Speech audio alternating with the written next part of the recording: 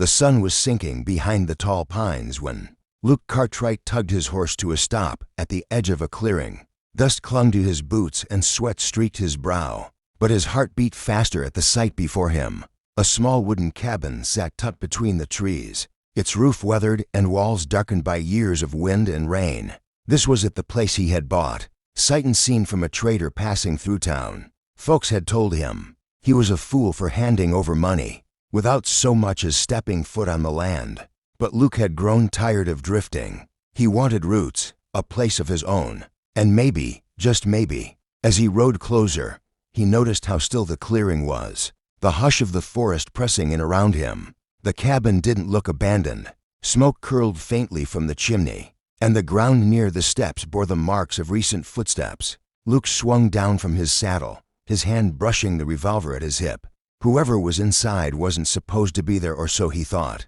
He pushed forward, the wooden porch creaking under his boots. The door stood slightly ajar, as though left that way on purpose. When he knocked, the sound echoed through the quiet. For a moment nothing stirred, and then the door opened wider, revealing a young woman with fiery auburn hair and eyes that held both caution and strength. She froze when she saw him, her hand tightening on the frame as though she expected him to barge in. "This is my cabin," Luke said, his voice rough from the trail. The woman's gaze didn't falter. "And I've been living here for months," she replied steadily. Her words struck him like a hammer suddenly. The cabin he thought was his safe haven had turned into a mystery. Who was she? Why was she here? She wasn't a squatter or a thief. She stood tall, with dignity in her posture, as though this cabin meant as much to her as it did to him. Luke felt an unease ripple through him, but also something else. Something he hadn't expected. A pull. A spark of curiosity that reached deeper than the surface. The land around them grew quieter, the forest waiting for what might come next, and Luke realized his new beginning had just become far more complicated and far more dangerous to his heart. Luke stood there on the porch, the silence stretching heavy between them, broken only by the faint rustle of pine needles in the evening breeze. The young woman didn't step back to invite him in, nor did she try to shut the door in his face. Instead, she studied him with wary eyes, as though measuring the kind of man who had come riding out of nowhere to lay claim to the only roof she had. "I paid good money for this place," Luke finally said, trying to sound steadier than he felt. "It was sold to me as vacant land, cabin included." Her expression flickered, a mix of surprise and something sharper, anger, perhaps, or fear. "Then you've been cheated," she answered, her voice low but unwavering. "Because this is no vacant land. My father built this cabin with his own hands before the fever took him. I've been here ever since, keeping the place alive." The words hit Luke like a blow. He shifted, uncertain now, the grip on his hat tightening. If what she said was true, then he had been swindled, sold a lie by a smooth-talking trader. Yet when he looked at her, standing in the doorway with fire in her eyes and grief woven into her voice, he couldn't bring himself to argue. "What's your name?" he asked after a long pause. "Clara," she said simply. Luke rubbed his jaw, thinking hard. He had come here ready to claim a home, not to find a woman fighting to hold on to her father's legacy. Walking away wasn't an option. This cabin was all he had now, the only hope he'd held on to through endless miles of dust and silence. Yet to push her out would be unthinkable. Clara seemed to sense his conflict because she added, "If you've truly been cheated, then your quarrel isn't with me. It's with the man who took your money." Her words were sharp, but her shoulders softened just a little, as though she could see he wasn't the kind of man who would threaten her. Luke nodded slowly, stepping back from the doorway. "I'm not here to drive you out, Clara, but I can't turn back either. Maybe we can figure something out." For the first time, her eyes softened, the edges of her caution slipping. She didn't smile, not yet, but she didn't close the door either. "Maybe," she said, her voice quieter now, almost thoughtful. The evening shadows stretched across the clearing, wrapping the cabin in a hush that felt both heavy and intimate.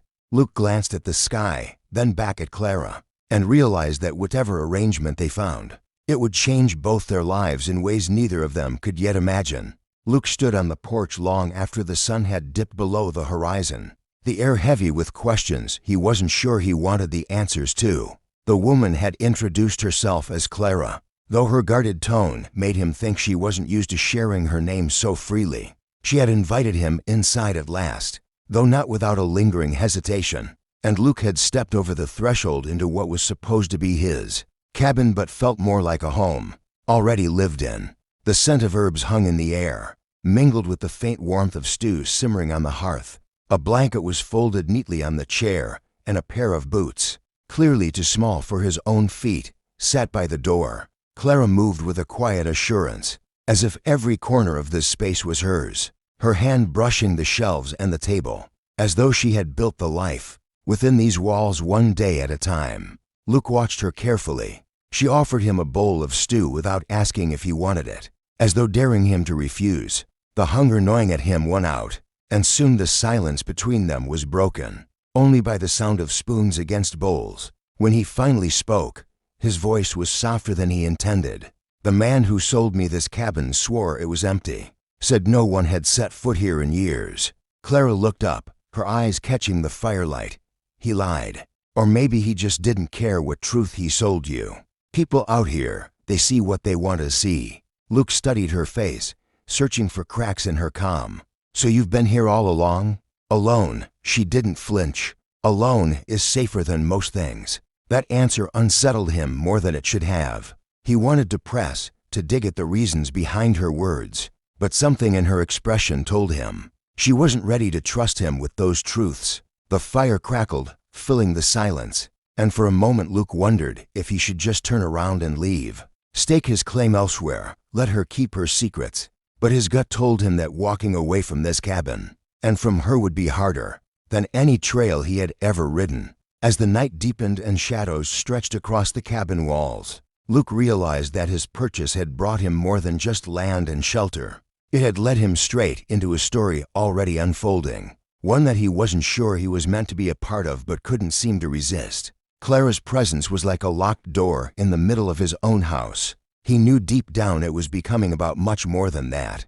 The next morning broke with the pale gold of dawn spreading across the clearing, spilling light over the cabin and the surrounding pines. Luke rose early, his body aching from the hard ride and the restless night, but his mind sharper than ever. He stepped outside, breathing in the cool mountain air, and for a moment he allowed himself to imagine that this place really could be home. Yet the sound of movement inside reminded him that he wasn't alone here, that a woman with auburn hair and steady eyes had already claimed the space he thought was his. When he re-entered, she was at the table, a pot of coffee steaming between them, her hands moving with the quiet efficiency of someone who had lived this life for a while. She didn't speak at first, and neither did he. The silence between them was thick but not empty, charged with unspoken questions. At last she looked up, meeting his gaze directly. "I told you last night, I've been here for months. I don't know who sold this place to you, but I didn't take it from anyone." Her voice was calm, firm, without a trace of fear. Luke sat across from her, his calloused hands wrapping around the mug she slid toward him. He studied her as if her face held the answers he needed, but all he found was the same mix of strength and weariness. "My money bought this land," he said quietly, "but I reckon papers don't mean much if someone's already made it home." She tilted her head, watching him, and he caught the faintest flicker of surprise, maybe even respect in her eyes. For a long while they just sat, two strangers bound by chance and circumstance, until she finally spoke again. "I came here because I had nowhere else to go. The woods gave me shelter, and this place gave me a chance to start again." He thought about the loneliness of his own wandering, the endless roads and nights beneath the stars, and how he had longed for something solid. Maybe they weren't so different, two souls searching for refuge in a world that offered little kindness. The morning stretched on, filled with small tasks: mending the firewood pile, tending to the horse, patching a leak in the roof, but the presence of the woman lingered in every corner of the day. Luke found himself glancing toward her often, catching her eyes when she thought he wasn't looking. And though neither of them said it aloud, they both knew this uneasy truce was the beginning of something neither had planned for, but perhaps both needed more than they dared admit.